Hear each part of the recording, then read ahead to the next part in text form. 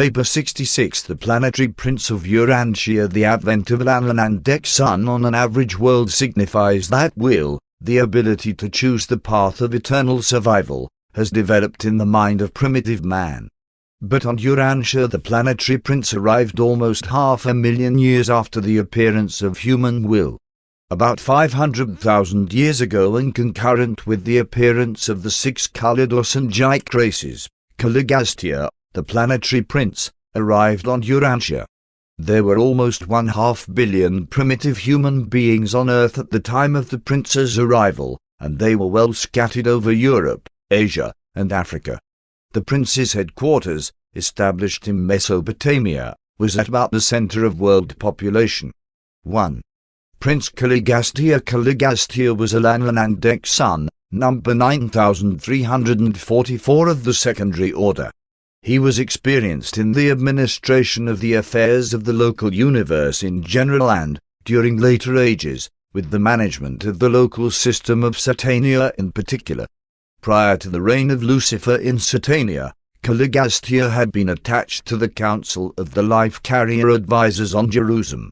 Lucifer elevated Caligastia to a position on his personal staff, and he acceptably filled 5 successive assignments of honor and trust. Caligastia very early sought a commission as planetary prince, but repeatedly, when his request came up for approval in the constellation councils, it would fail to receive the assent of the constellation fathers.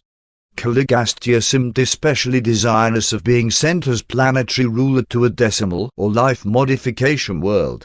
His petition had several times been disapproved before he was finally assigned to Urantia.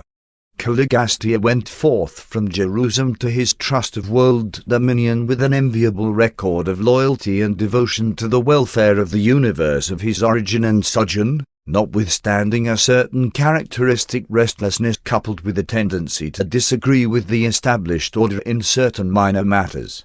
One was present on Jerusalem when the brilliant Caligastia departed from the system capital. No prince of the planets ever embarked upon a career of world rulership with a richer preparatory experience or with better prospects than did Caligastia on that eventful day 1/2 million years ago. One thing is certain, as one executed my assignment of putting the narrative of that event on the broadcasts of the local universe, one never for one moment entertained even in the slightest degree any idea that this noble Andon and would so shortly betray his sacred trust of planetary custody and so horribly stain the fair name of his exalted order of universanship. One really regarded Urantia as being among the 5 or 6 most fortunate planets in all Satania in that it was to have such an experienced, brilliant, and original mind at the helm of world affairs. One did not then comprehend that Caligastia was insidiously falling in love with himself. One did not then so fully understand the subtleties of personality pride. 2. The prince's staff. The planetary prince of Urantia was not sent out on his mission alone but was accompanied by the usual corps of assistants and administrative helpers. At the head of this group was Daligastia, the associate assistant of the planetary prince. Daligastia was also a secondary Andon and son, being number 319,407 of that order. He ranked as an assistant at the time of his assignment as Caligastia's associate. The planetary staff included a large number of angelic cooperators and a host of other celestial beings assigned to advance the interests and promote the welfare of the human races. But from your standpoint the most interesting group of all were the corporeal members of the prince's staff, sometimes referred to as the Caligastia 100. These 100 rematerialized members of the prince's staff were chosen by Caligastia from over 785,000 descendant citizens of Jerusalem who volunteered for embarkation on the Urantia adventure. Each one of the chosen 100 was from a different planet, and none of them were from Urantia. These Jerusalemite volunteers were brought by seraphic transport direct from the system capital to Urantia, and upon arrival they were held on seraphimed until they could be provided with personality forms of the dual nature of special planetary service, literal bodies consisting of flesh and blood, but also attuned to the life circuits of the system. Sometime before the arrival of these 100 Jerusalem citizens, the two supervising life carriers resident on Urantia, having previously perfected their plans, petitioned Jerusalem and Urantia for permission to transplant the life plasm of 100 selected survivors of the Andon and Fonta stock into the material bodies to be projected for the corporeal members of the prince's staff. The request was granted on Jerusalem and approved on Urantia. Accordingly, 50 males and 50 females of the Andon and Fonta posterity, representing the survival of the best strains of that unique race, were chosen by the life carriers. With one or two exceptions, these Andonite contributors to the advancement of the race were strangers to one another. They were assembled from widely separated places by coordinated thought-adjusted direction and seraphic guidance at the threshold of the planetary headquarters of the prince. Here the 100 human subjects were given into the hands of the highly skilled volunteer commission from Avalon, who directed the material extraction of a portion of the life plasm of these Andon descendants. This living material was then transferred to the material bodies constructed for the use of the 100 Jerusalemite members of the prince's staff. Meantime, these newly arrived citizens of the system capital were held in the sleep of seraphic transport. These transactions, together with the literal creation of special bodies for the Caligastia 100, gave origin to numerous legends, many of which subsequently became confused with the later traditions concerning the planetary installation of Adam and Eve. The entire transaction of repersonalization, from the time of the arrival of the seraphic transports bearing the 100 Jerusalem volunteers until they became conscious, threefold beings of the realm, consumed exactly 10 days. 3. Dalamatia, the city of the prince. The headquarters of the planetary prince was situated in the Persian Gulf region of those days, in the district corresponding to later Mesopotamia. The climate and landscape in the Mesopotamia of those times were in every way favorable to the undertakings of the prince's staff and their assistants, very different from conditions which have sometimes since prevailed. It was necessary to have such a favoring climate as a part of the natural environment designed to induce primitive Urantians to make certain initial advances in culture and civilization. The one great task of those ages was to transform man from a hunter to a herder, with the hope that later on he would evolve into a peace-loving, home-abiding farmer. The headquarters of the planetary prince on Urantia was typical of such stations on a young and developing sphere. The nucleus of the prince's settlement was a very simple but beautiful city, enclosed within a wall 40 feet high. This world center of culture was named Dalamatia in honor of Daligastia. The city was laid out in 10 subdivisions with the headquarters mansions of the 10 councils of the corporeal staff situated at the centers of these subdivisions. Centermost in the city was the temple of the unseen father.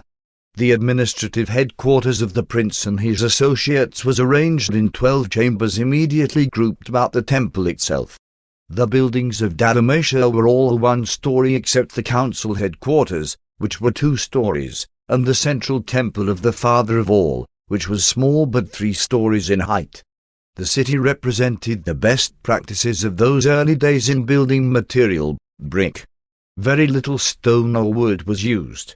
Home building and village architecture among the surrounding peoples were greatly improved by the Dalamatian example. Near the prince's headquarters there dwelt all colors and strata of human beings. And it was from these nearby tribes that the first students of the prince's schools were recruited. Although these early schools of Dalamatia were crude, they provided all that could be done for the men and women of that primitive age. The prince's corporeal staff continuously gathered about them the superior individuals of the surrounding tribes and, after training and inspiring these students, sent them back as teachers and leaders of their respective peoples. 4. Early days of the 100. The arrival of the prince's staff created a profound impression. While it required almost 1,000 years for the news to spread abroad, Those tribes near the Mesopotamian headquarters were tremendously influenced by the teachings and conduct of the 100 new sojourners on Urantia.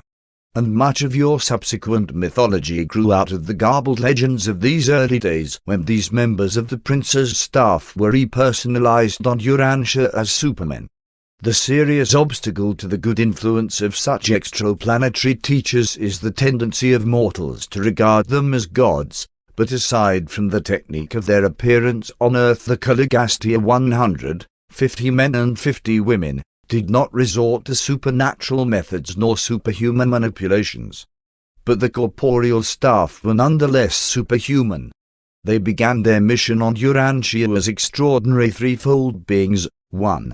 They were corporeal and relatively human, for they embodied the actual life plasm of one of the human races, the Andonic life plasm of Urantia. These 100 members of the prince's staff were divided equally as to sex and in accordance with their previous mortal status. Each person of this group was capable of becoming co-parental to some new order of physical being, but they had been carefully instructed to resort to parenthood only under certain conditions. It is customary for the corporeal staff of a planetary prince to procreate their successors sometime prior to retiring from special planetary service. Usually this is at, or shortly after, the time of the arrival of the planetary Adam and Eve. These special beings therefore had little or no idea as to what type of material creature would be produced by their sexual union. And they never did know.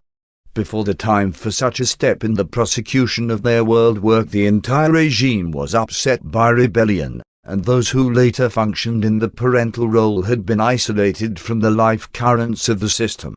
In skin color and language, these materialized members of Caligastia's staff followed the Andonic race. They partook of food as did the mortals of the realm, with this difference: the recreated bodies of this group were fully satisfied by a non-flesh diet. This was one of the considerations which determined their residence in a warm region abounding in fruits and nuts. The practice of subsisting on a non-flesh diet dates from the times of the Caligastia 100, for this custom spread near and far to affect the eating habits of many surrounding tribes, groups of origin in the once exclusively meat-eating evolutionary races. 2. The 100 were material but superhuman beings, having been reconstituted on Urantia as unique men and women of a high and special order. This group, while enjoying provisional citizenship on Jerusalem, were as yet unfused with their thought adjusters, and when they volunteered and were accepted for planetary service in liaison with the descending orders of Sanjik, their adjusters were detached. But these Jerusalemites were superhuman beings. They possessed souls of ascendant growth. During the mortal life in the flesh, the soul is of embryonic estate. It is born, resurrected in the Morantia life, and experiences growth through the successive Morantia worlds.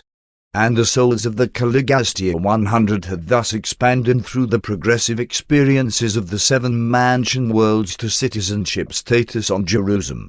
In conformity to their instructions, the staff did not engage in sexual reproduction, but they did painstakingly study their personal constitutions, and they carefully explored every imaginable phase of intellectual mind and Morantia soul liaison. And it was during the 33rd year of their sojourn in Dalamatia, long before the wall was completed, that number 2 and number 7 of the Danite group accidentally discovered a phenomenon attendant upon the liaison of their Morantia selves, supposedly non-sexual and non-material. And the result of this adventure proved to be the first of the primary midway creatures. This new being was wholly visible to the planetary staff and to their celestial associates, but was not visible to the men and women of the various human tribes. Upon authority of the planetary prince, the entire corporeal staff undertook the production of similar beings, and all were successful, following the instructions of the pioneer Danite pair. Thus did the prince's staff eventually bring into being the original core of 50,000 primary midwayers. These mid-type creatures were of great service in carrying on the affairs of the world's headquarters. They were invisible to human beings, but the primitive sojourners at Dalamatia were taught about these unseen semi-spirits, and for ages they constituted the sum total of the spirit world to these evolving mortals. 3. The Caligastia 100 were personally immortal, or undying. There circulated through their material forms the antidotal complements of the life currents of the system, and had they not lost contact with the life circuits through rebellion, they would have lived on indefinitely until the arrival of a subsequent Son of God, or until their sometime later release to resume the interrupted journey to haven and paradise. These antidotal complements of the Satania life currents were derived from the fruit of the tree of life, a shrub of Edentia, which was sent to Urantia by the Most Highs of Norlatia at the time of Caligastia's arrival. In the days of Dalamatia this tree grew in the central courtyard of the Temple of the Unseen Father, and it was the fruit of the tree of life that enabled the material and otherwise mortal beings of the prince's staff to live on indefinitely as long as they had access to it. While of no value to the evolutionary races, this supersustenance was quite sufficient to confer continuous life upon the Caligastia 100 and also upon the 100 modified Andonites who were associated with them. It should be explained in this connection that, at the time the 100 Andonites contributed their human germ plasm to the members of the prince's staff, the life carriers introduced into their mortal bodies the complement of the system circuits, and thus were they enabled to live on concurrently with the staff, century after century, in defiance of physical death. Eventually the 100 Andonites were made aware of their contribution to the new forms of their superiors, and these same 100 children of the Andon tribes were kept at headquarters as the personal attendants of the prince's corporeal staff. 5. Organization of the 100. The 100 were organized for service in 10 autonomous councils of 10 members each.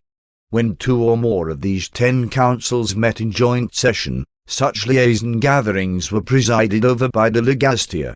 These 10 groups were constituted as follows. 1. The Council on Food and Material Welfare. This group was presided over by Ang.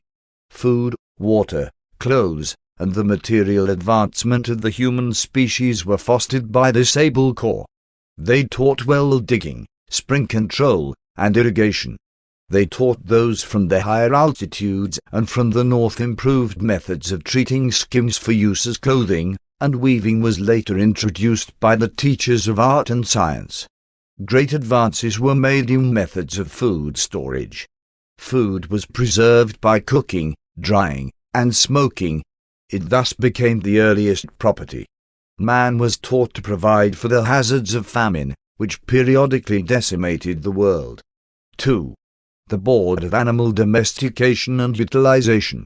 This council was dedicated to the task of selecting and breeding those animals best adapted to help human beings in bearing burdens and transporting themselves, to supply food, and later on to be of service in the cultivation of the soil.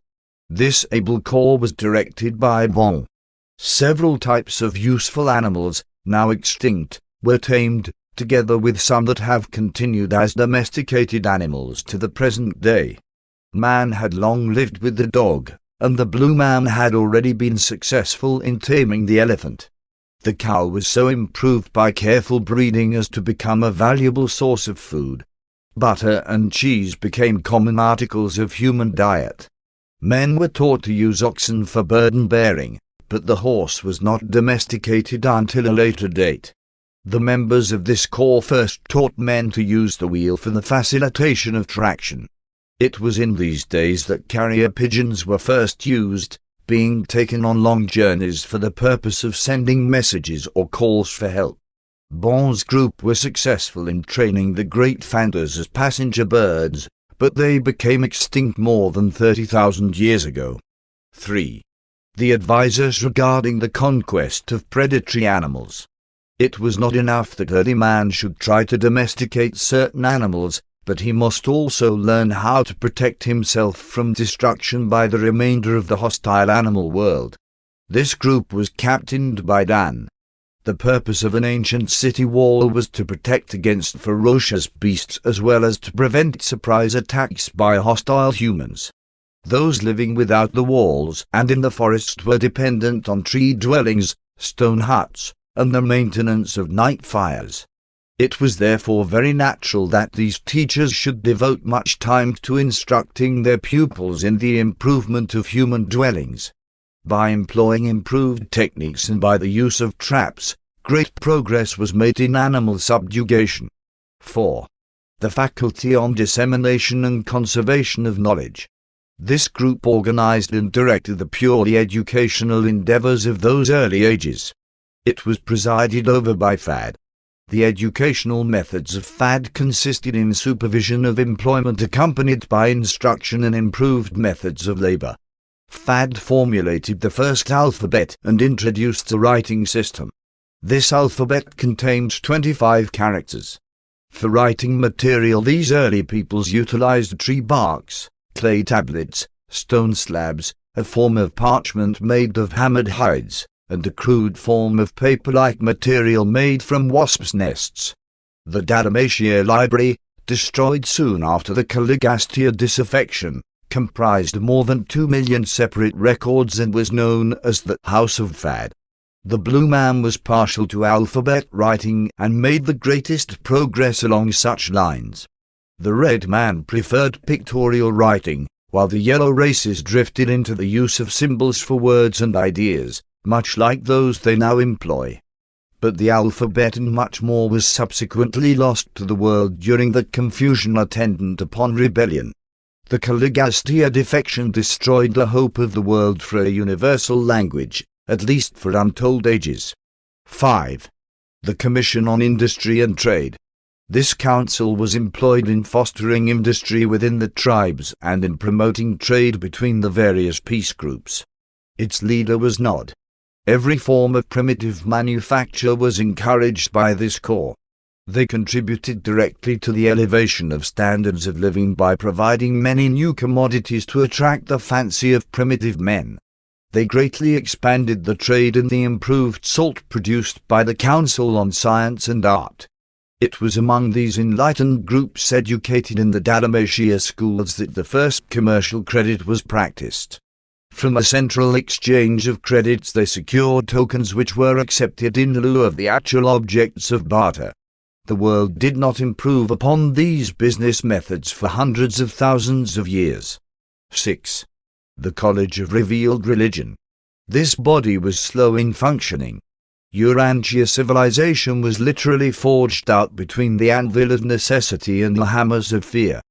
But this group had made considerable progress in their attempt to substitute creator fear for creature fear, ghost worship, before their labors were interrupted by the later confusion attendant upon the secession upheaval. The head of this council was Hap. None of the prince's staff would present revelation to complicate evolution. They presented revelation only as the climax of their exhaustion of the forces of evolution. But Hap did yield to the desire of the inhabitants of the city for the establishment of a form of religious service. His group provided the Dalmatians with the 7 chants of worship and also gave them the daily praise phrase and eventually taught them the Father's prayer, which was, Father of all, whose Son we honor, look down upon us with favor. Deliver us from the fear of all save you. Make us a pleasure to our divine teachers, and forever put truth on our lips. Deliver us from violence and anger. Give us respect for our elders and that which belongs to our neighbors. Give us this season green pastures and fruitful flocks to gladden our hearts. We pray for the hastening of the coming of the promised uplifter, and we would do your will on this world as others do on worlds beyond. Although the prince's staff were limited to natural means and ordinary methods of race improvement, they held out the promise of the Adamic gift of a new race as the goal of subsequent evolutionary growth upon the attainment of the height of biologic development. 7. The Guardians of Health and Life. This council was concerned with the introduction of sanitation and the promotion of primitive hygiene and was led by Lut. Its members taught much that was lost during the confusion of subsequent ages, never to be rediscovered until the 20th century. They taught mankind that cooking, boiling and roasting was a means of avoiding sickness. Also that such cooking greatly reduced infant mortality and facilitated early weaning. Many of the early teachings of Lut's guardians of health persisted among the tribes of Earth on down to the days of Moses, even though they became much garbled and were greatly changed. The great obstacle in the way of promoting hygiene among these ignorant peoples consisted in the fact that the real causes of many diseases were too small to be seen by the naked eye, and also because they all held fire in superstitious regard. It required thousands of years to persuade them to burn refuse. In the meantime they were urged to bury their decaying rubbish. The great sanitary advance of this epoch came from the dissemination of knowledge regarding the health-giving and disease-destroying properties of sunlight. Before the prince's arrival, bathing had been an exclusively religious ceremonial. It was indeed difficult to persuade primitive men to wash their bodies as a health practice. Lut finally induced the religious teachers to include cleansing with water as a part of the purification ceremonies to be practiced in connection with the noontime devotions, once a week, in the worship of the Father of all. These guardians of health also sought to introduce handshaking in substitution for saliva exchange or blood drinking as a seal of personal friendship and as a token of group loyalty. But when out from under the compelling pressure of the teachings of their superior leaders, these primitive peoples were not slow in reverting to their former health-destroying and disease-breeding practices of ignorance and superstition. 8. The Planetary Council on Art and Science. This corps did much to improve the industrial technique of early man and to elevate his concepts of beauty. Their leader was Mek. Art and science were at a low ebb throughout the world, but the rudiments of physics and chemistry were taught the Dalamatians. Pottery was advanced, decorative arts were all improved, and the ideals of human beauty were greatly enhanced. But music made little progress until after the arrival of the violet race. These primitive men would not consent to experiment with steam power, notwithstanding the repeated urgings of their teachers. Never could they overcome their great fear of the explosive power of confined steam. They were, however, finally persuaded to work with metals and fire, although a piece of red-hot metal was a terrorizing object to early man. Mek did a great deal to advance the culture of the Andonites and to improve the art of the blue man. A blend of the blue man with the Andon stock produced an artistically gifted type, and many of them became master sculptors. They did not work in stone or marble, but their works of clay, hardened by baking, adorned the gardens of Dalamatia. Great progress was made in the home arts, most of which were lost in the long and dark ages of rebellion, never to be rediscovered until modern times. 9. The governors of advanced tribal relations. This was the group entrusted with the work of bringing human society up to the level of statehood. Their chief was Tut. These leaders contributed much to bringing about intertribal marriages. They fostered courtship and marriage after due deliberation and full opportunity to become acquainted. The purely military war dances were refined and made to serve valuable social ends. Many competitive games were introduced, but these ancient folk were a serious people. Little humor graced these early tribes. Few of these practices survived the subsequent disintegration of planetary insurrection. Tut and his associates labored to promote group associations of a peaceful nature, to regulate and humanize warfare, to coordinate intertribal relations, and to improve tribal governments. In the vicinity of Dalamatia they developed a more advanced culture, and these improved social relations were very helpful in influencing more remote tribes. But the pattern of civilization prevailing at the prince's headquarters was quite different from the barbaric society evolving elsewhere, just as the 20th century society of Cape Town, South Africa, is totally unlike the crude culture of the diminutive Bushmen to the north. 10. The Supreme Court of Tribal Coordination and Racial Cooperation. This Supreme Council was directed by Van and was the court of appeals for all of the other 9 special commissions charged with the supervision of human affairs. This council was one of wide function, being entrusted with all matters of earthly concern which were not specifically assigned to the other groups. This selected corps had been approved by the Constellation Fathers of Urantia before they were authorized to assume the functions of the Supreme Court of Urantia. 6. The prince's reign. The degree of a world's culture is measured by the social heritage of its native beings, and the rate of cultural expansion is wholly determined by the ability of its inhabitants to comprehend new and advanced ideas. Slavery to tradition produces stability and cooperation by sentimentally linking the past with the present, but it likewise stifles initiative and enslaves the creative powers of the personality. The whole world was caught in the stalemate of tradition-bound mores when the Caligastia 100 arrived and began the proclamation of the new gospel of individual initiative within the social groups of that day. But this beneficent rule was so soon interrupted that the races never have been wholly liberated from the slavery of custom. Fashion still unduly dominates Urantia. The Caligastia 100, graduates of the Satania Mansion worlds, well knew the arts and culture of Jerusalem, but such knowledge is nearly valueless on a barbaric planet populated by primitive humans. These wise beings knew better than to undertake the sudden transformation, or the en masse uplifting, of the primitive races of that day. They well understood the slow evolution of the human species, and they wisely refrained from any radical attempts at modifying man's mode of life on Earth. Each of the 10 planetary commissions set about slowly and naturally to advance the interests entrusted to them. Their plan consisted in attracting the best minds of the surrounding tribes and, after training them, sending them back to their people as emissaries of social uplift. Foreign emissaries were never sent to a race except upon the specific request of that people. Those who labored for the uplift and advancement of a given tribe or race were always natives of that tribe or race. The 100 would not attempt to impose the habits and mores of even a superior race upon another tribe. Always they patiently worked to uplift and advance the time-tried mores of each race. The simple folk of Urantia brought their social customs to Dalamatia, not to exchange them for new and better practices, but to have them uplifted by contact with a higher culture and by association with superior minds. The process was slow but very effectual.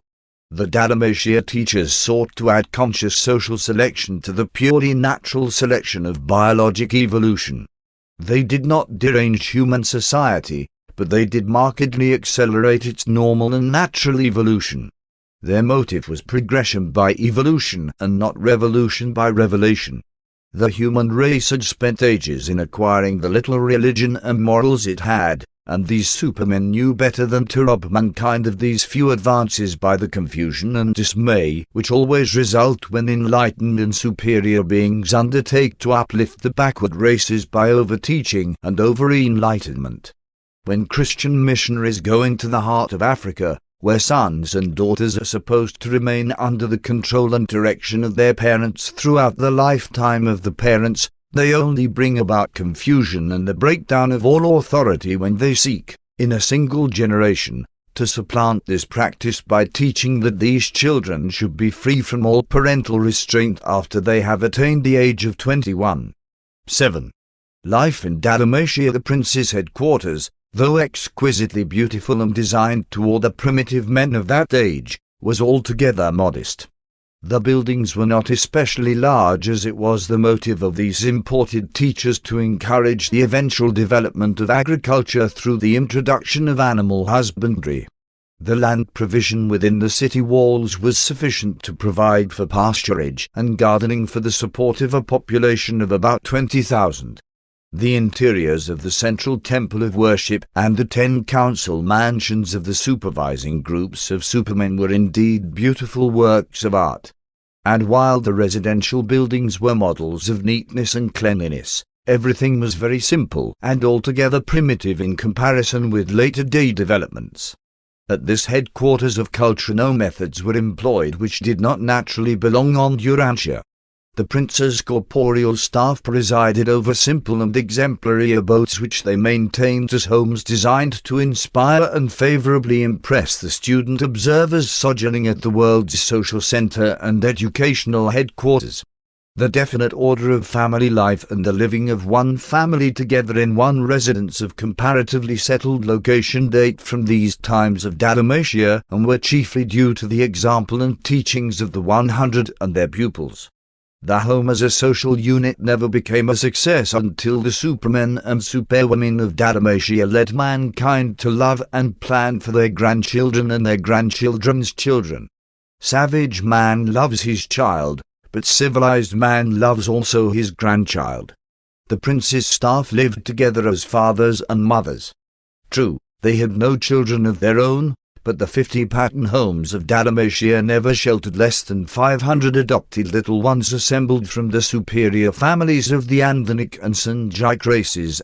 Many of these children were orphans. They were favored with the discipline and training of these super-parents, and then, after 3 years in the schools of the prince, they entered from 13 to 15, they were eligible for marriage and ready to receive their commissions as emissaries of the prince to the needy tribes of their respective races. FAD sponsored the Dalamatia plan of teaching that was carried out as an industrial school in which the pupils learned by doing, and through which they worked their way by the daily performance of useful tasks. This plan of education did not ignore thinking and feeling in the development of character, but it gave first place to manual training. The instruction was individual and collective. The pupils were taught by both men and women, and by the two acting conjointly. One half of this group instruction was by sexes, the other half was co-educational. Students were taught manual dexterity as individuals, and were socialized in groups or classes. They were trained to fraternize with younger groups, older groups, and adults, as well as to do teamwork with those of their own ages. They were also familiarized with such associations as family groups, play squads, and school classes. Among the later students trained in Mesopotamia for work with their respective races were Andonites from the highlands of western India together with representatives of the red men and the blue men. Still later a small number of the yellow race were also received. Hap presented the early races with a moral law. This code was known as the Father's Way and consisted of the following 7 commands. 1. You shall not fear nor serve any god but the Father of all. 2. You shall not disobey the Father's Son, the world's ruler, nor show disrespect to his superhuman associates. 3. You shall not speak a lie when called before the judges of the people. 4. You shall not kill men, women, or children. 5. You shall not steal your neighbor's goods or cattle. 6. You shall not touch your friend's wife. 7. You shall not show disrespect to your parents or to the elders of the tribe. This was the law of Dalamatia for almost 300,000 years, and many of the stones on which this law was inscribed now lie beneath the waters off the shores of Mesopotamia and Persia. It became the custom to hold one of these commands in mind for each day of the week, using it for salutations and mealtime thanksgiving. The time measurement to these days was the lunar month, this period being reckoned as 28 days. That, with the exception of day and night, was the only time reckoning known to the early peoples. The 7-day week was introduced by the Dalamatia teachers and grew out of the fact that 7 was 1/4 of 28. The significance of the number 7 in the Sapiruniverse undoubtedly afforded them opportunity to introduce a spiritual reminder into the common reckoning of time. But there is no natural origin for the weekly period. The country around the city was quite well settled within a radius of 100 miles. Immediately surrounding the city, hundreds of graduates of the prince's schools engaged in animal husbandry and otherwise carried out the instruction they had received from his staff and their numerous human helpers. A few engaged in agriculture and horticulture. Mankind was not consigned to agricultural toil as the penalty of supposed sin. "In the sweat of your face shall you eat the fruit of the fields" was not a sentence of punishment pronounced because of man's participation in the follies of the Lucifer Rebellion under the leadership of the traitorous Caligastia. The cultivation of the soil is inherent in the establishment of an advancing civilization on the evolutionary worlds, and this injunction was the center of all teaching of the Planetary Prince and his staff throughout the 300,000 years which intervened between their arrival on Urantia and those tragic days when Caligastia threw in his lot with the rebel Lucifer. Work with the soil is not a curse. Rather is it the highest blessing to all who are thus permitted to enjoy the most human of all human activities. At the outbreak of the rebellion, Dalamatia had a resident population of almost 6,000. This number includes the regular students, but does not embrace the visitors and observers, who always numbered more than 1,000. But you can have little or no concept of the marvelous progress of those faraway times. Practically all of the wonderful human gains of those days were wiped out by the horrible confusion and abject spiritual darkness which followed the Caligastia catastrophe of deception and sedition. 8. Misfortunes of Caligastia. In looking back over the long career of Caligastia, we find only one outstanding feature of his conduct that might have challenged attention. He was ultra-individualistic. He was inclined to take sides with almost every party of protest, and he was usually sympathetic with those who gave mild expression to implied criticism. We detect the early appearance of this tendency to be restless under authority, to mildly resent all forms of supervision. While slightly resentful of senior counsel and somewhat restive under superior authority, nonetheless, whenever a test had come, he had always proved loyal to the universe rulers and obedient to the mandates of the constellation fathers. No real fault was ever found in him up to the time of his shameful betrayal of Urantia. It should be noted that both Lucifer and Caligastia had been patiently instructed and lovingly warned respecting their critical tendencies and the subtle development of their pride of self and its associated exaggeration of the feeling of self-importance. But all of these attempts to help had been misconstrued as unwarranted criticism and as unjustified interference with personal liberties. Both Caligastia and Lucifer judged their friendly advisers as being actuated by the very reprehensible motives which were beginning to dominate their own distorted thinking and misguided planning. They judged their unselfish advisers by their own evolving selfishness. From the arrival of Prince Caligastia, planetary civilization progressed in a fairly normal manner for almost 300,000 years. Aside from being a life modification sphere and therefore subject to numerous irregularities and unusual episodes of evolutionary fluctuation, Urantia progressed very satisfactorily in its planetary career up to the times of the Lucifer Rebellion and the concurrent Caligastia betrayal. All subsequent history has been definitely modified by this catastrophic blunder as well as by the later failure of Adam and Eve to fulfill their planetary mission. The Prince of Urantia went into darkness at the time of the Lucifer Rebellion, thus precipitating the long confusion of the planet. He was subsequently deprived of sovereign authority by the coordinate action of the constellation rulers and other universe authorities.